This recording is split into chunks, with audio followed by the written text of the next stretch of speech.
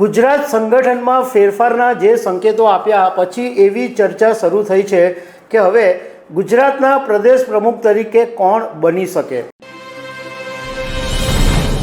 નમસ્કાર। ગુજરાતના પ્રદેશ પ્રમુખ સી.આર. પાટીલે ગઈકાલે સુરતના એક કાર્યક્રમની અંદર ગુજરાત સંગઠનમાં ફેરફારના જે સંકેતો આપ્યા પછી એવી ચર્ચા શરૂ થઈ છે કે હવે ગુજરાતના પ્રદેશ પ્રમુખ તરીકે કોણ બની શકે। તો આના વિશે હું તમારી સાથે વાત કરીશ। મારું નામ રાજેશ શાહ છે અને તમે જોઈ રહ્યા છો ગુજરાતના સૌથી મોટા ડિજિટલ ન્યૂઝ પ્લેટફોર્મ ખબરછે.com। લોકસભા 2024ની ચૂંટણી પછી ભાજપે હજુ સુધી રાષ્ટ્રીય અધ્યક્ષનું નામ જાહેર નથી કર્યું। એમાં એવી કેટલીક ચર્ચાઓ સામે આવી રહી છે કે રાષ્ટ્રીય સ્વયંસેવક સંઘ અને ભાજપ વચ્ચે રાષ્ટ્રીય અધ્યક્ષ તરીકે જે નામો સામે આવી રહ્યા છે એના ઉપર સંમતિ સધાતી નથી। આરએસએસ જે નામો આપે છે એ ભાજપને મંજૂર નથી। એટલે લોકસભા 2024ની ચૂંટણીને લગભગ 7 મહિના જેટલો સમય થઈ ગયો, પરંતુ રાષ્ટ્રીય અધ્યક્ષનું નામ હજુ સુધી સામે આવ્યું નથી। હવે ગુજરાતના પ્રદેશ પ્રમુખ સી.આર. પાટીલે એક કાર્યક્રમની અંદર જે વાત કરી કે હવે ગુજરાતને નવું સંગઠન મળી શકે છે અને એની સૂચના પણ અમને મળી છે અને મારી વિદાય વસમી નથી રહી, મારી વિદાય જીત સાથે થઈ એની મને ખુશી છે અને કાર્યકરોનો આભાર હું વ્યક્ત કરું છું।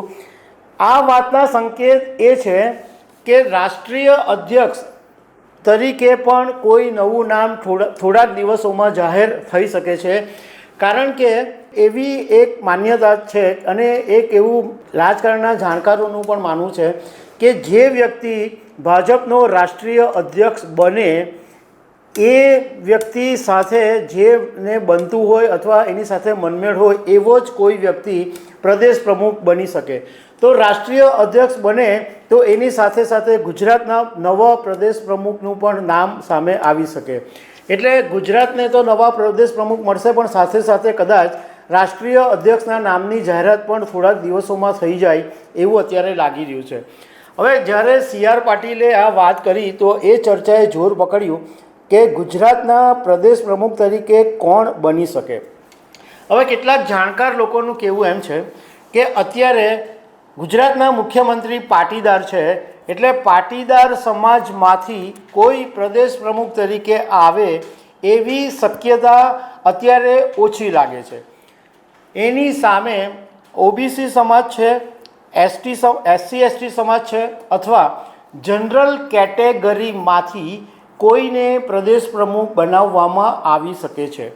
હવે ઓબીસીની શક્યતા વધારે છે, કારણ કે હમણાં છેલ્લા કેટલાક સમયથી ઓબીસી વિશે ચર્ચા ચાલે છે કે કોઈ ઓબીસી પ્રમુખ બની શકે છે, પરંતુ ભાજપની અંદર તો એવું કંઈ પણ કહેવું મુશ્કેલ હોય છે, કારણ કે ભાજપ ક્યારે શું કરે છે એ કોઈ બીજા મોટા નેતાઓને પણ એ વાતની ખબર નથી પડતી। હવે આમ અત્યારે ઘણા બધા નામોની ચર્ચા ચાલે છે।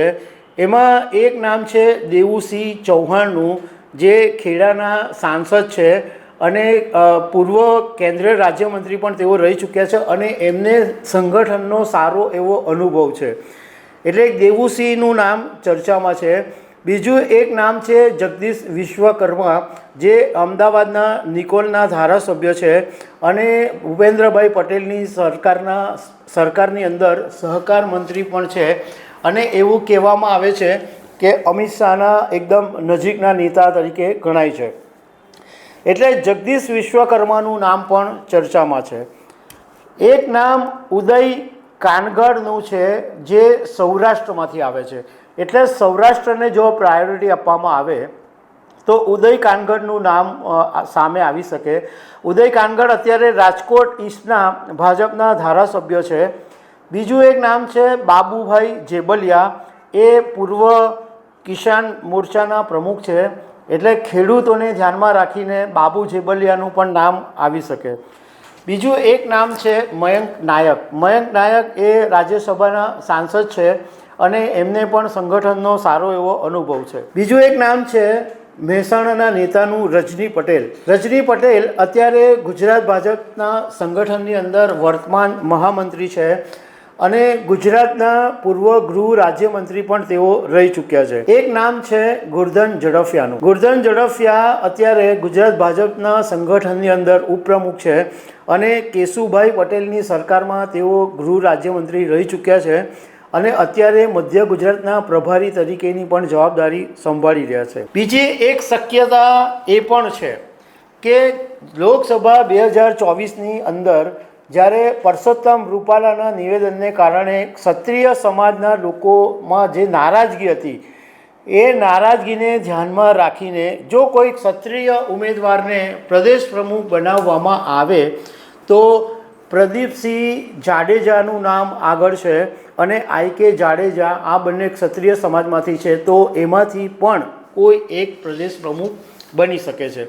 એક નામ એવું છે કે જેની ચર્ચા નથી થતી પરંતુ કેટલાક લોકોને એવું લાગે છે કે હર્ષ સંઘવીનું નામ પણ સામે આવી શકે છે. કારણ કે હર્ષ સંઘવી ભલે અત્યારે યુવાન નેતા છે પરંતુ એમનામાં એક એવી ક્ષમતા છે કે બધા લોકોને સાથે લઈને ચાલી શકે અને પ્રદેશ પ્રમુખ તરીકે એવા જ નેતાની આવશ્યકતા હોય કે જે આખા ગુજરાતના બધા જ નેતાઓને સાથે લઈને ચાલી શકે. હર્ષ સંઘવીનું અત્યારે કોઈ જગ્યાએ ચર્ચામાં નામ નથી પરંતુ કેટલાક લોકોનું એવું માનવું છે કે આ શક્યતાને નકારી શકાય તેમ નથી. તો દર્શક મિત્રો, આવી અનેક વાતો સાથે અમે તમને મળતા રહીશું. Thank you very much.